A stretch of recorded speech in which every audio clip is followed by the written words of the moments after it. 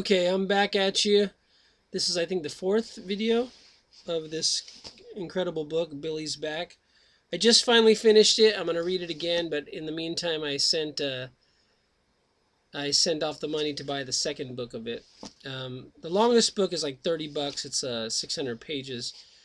I didn't want to spend $30, so I spent 12 something on this plus shipping, and then I just bought the second one, which is called Beatles Enlightenment. These are two books that are part of the longer 600-page book that I didn't buy because it was like 30 something bucks. I didn't want to buy that right until I read everything else.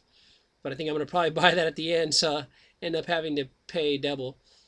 Even on the Kindle version, it's like 30 something bucks. So I don't know if I'll do that. I'll just buy the actual paperback if it's almost the same price. Anyway, I finished it. I have a lot to say. I don't know what I'll start because I have a client in about 15 minutes, so I have a little bit to say.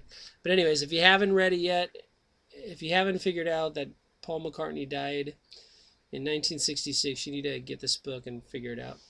There's so many clues online too. There's so many videos and everything else. So if you don't understand it by now,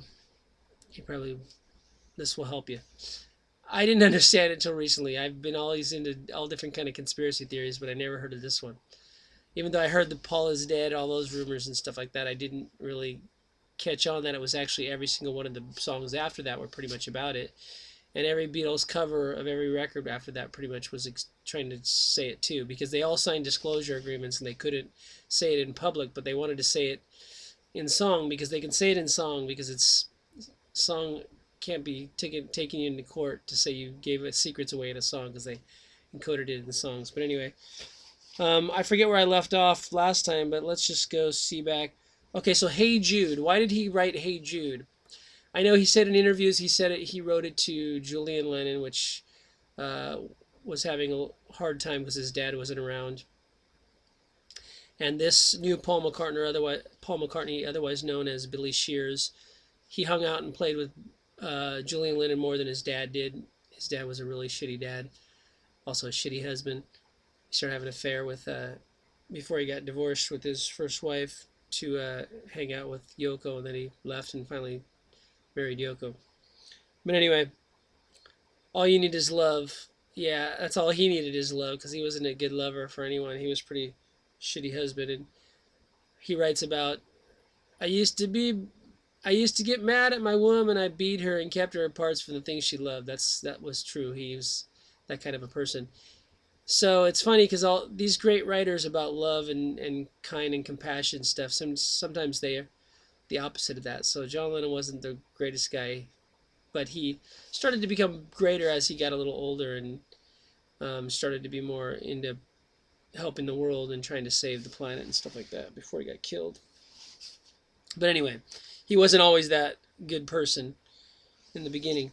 Especially he wasn't nice to this guy, Billy Shears, during the time that he took over the band. So he wrote the song, let's see, what song are we going to talk about? There's so many songs. Oh yeah, he wrote the song Hey Jude. The reason why he said Hey Jude, Paul McCartney's real name was James Paul McCartney before he died in 1966, September 11th. He was saying, hey, Jude. Jude is the brother of James in the Bible. So he was saying, I'm the brother of James. And of course, all the songs that most people wrote about men writing about men, they usually change it to women in the song because it sells more. People think it's a love song or it's about a woman.